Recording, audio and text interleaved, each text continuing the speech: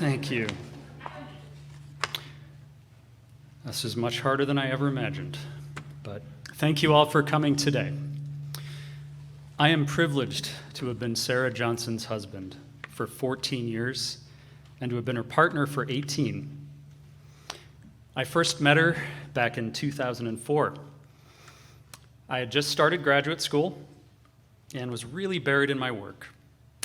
Didn't have much of a social life, and one of my friends invited me to an Oscar party. The night of the party, I had to finish a homework assignment, was struggling between responsibilities and just the need to have some fun. At the last minute, I decided to put those books away, and I went to the party. I didn't know it at the time, but that was the best decision I've ever made in my life. For all you kids who are still in school, don't take this as an excuse to skip your homework. When I got to my friend's house, I was completely taken aback when Sarah answered the door. She was dressed to the nines, sassy, cute, and loud. We were attracted to each other immediately. We were opposites. She lit up the room, and she commanded attention with her wit and her sarcasm. I anxiously waited for the next seat to open up right by her, and as soon as it did, I jumped. We struck up conversation, instantly connected, and couldn't stop talking to one another. We talked through the night. We ended up staying until 2 a.m. The owner of the house actually kicked us out. As we started dating, we found every opportunity to be together, sharing movies, concerts, even late nights when I had to work in the lab. We found time for picnics outside the chemistry building. All of us who've been lucky enough to experience true love when we're young, we know the feeling. Every pop song makes sense. The world seems so abundantly full of possibilities. Depeche Mode's "I Just Can't Get Enough" would reverberate through my mind at the weirdest times of day. Everything moved quickly, but it was so natural. Sarah described the feeling as careening down a canyon road without any brakes. Sarah loved driving fast. So did I. So down the canyon we went. We moved in together after only 5 months of dating.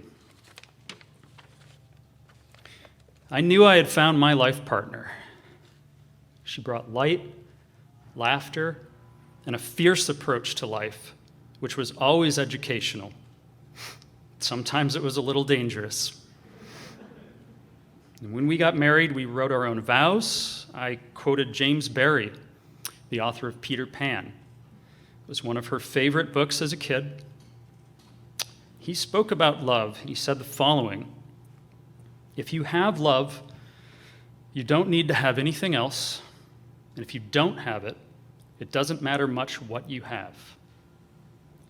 I thought I knew the meaning of those words then, and I understand them so much differently now. We grew together throughout our marriage, pursuing those things couples do while building our house and our careers. We could get in legendary fights, but we would always work them out, no matter how heated they got, and always we came back to a place of love. One chilly winter day, after fighting over something really important, like who left dirty dishes in the sink, we were shouting at each other in the driveway. She angrily hopped in her car and gunned it down the icy street. Her car went into a spin, and I watched, stunned. When the car rotated back around, she had the presence of mind to flip me the middle finger.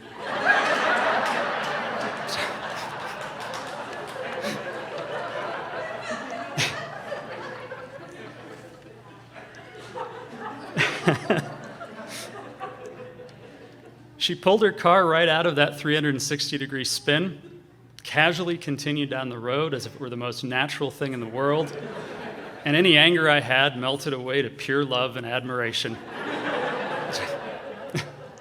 She would have been something else on a racetrack.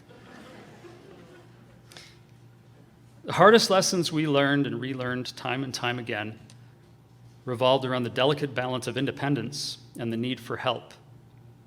This was a two-way street. Each of us would sometimes have to recognize when we needed that little bit of help and when it was better to work it through on our own. Through each iteration, we'd get a little closer to getting it just right. I'm so sad we didn't get another chance to try, to have one more kiss, another road trip, another dinner party with friends, time alone reading by the fire, one last Netflix binge night with Psarah chanting uno mas, to play just one more. Cooking together, all of those little things that, when lost, are so dearly missed. Emmanuel of Rome wrote the following poem about love and grief. "'Tis a fearful thing to love what death can touch, to love, to hope, to dream, and oh, to lose. A thing for fools, this, love, but a holy thing, to love what death can touch.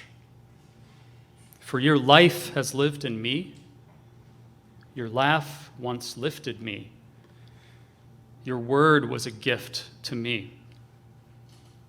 To remember this brings painful joy. 'Tis a human thing, love, a holy thing, to love what death can touch."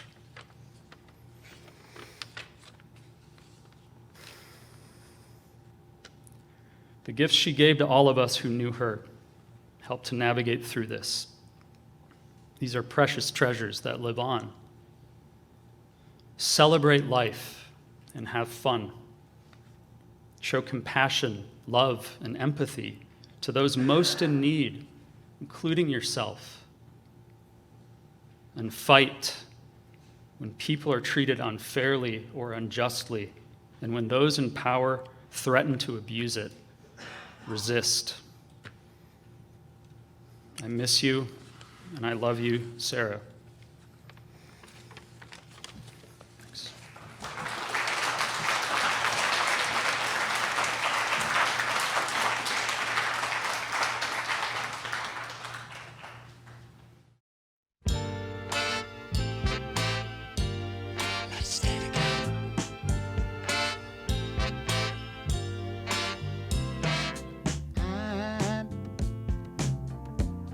I'm so in love with you. Whatever you want to do is all right with me. 'Cause you make me feel so brand new. And I want to spend my life with you. Me say scenes, baby, since we've been together. Ooh, loving you forever is what I need. Let me be the one you come running to.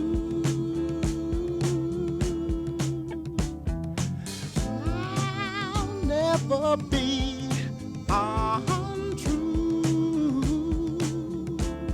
Oh, baby, let's stay together, loving you whether times are good or bad, happy or sad.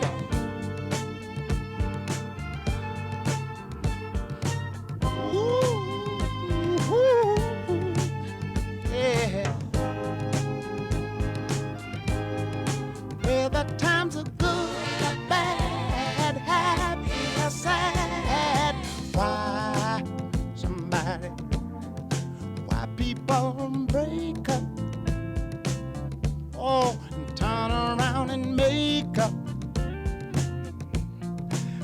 just can't deceive.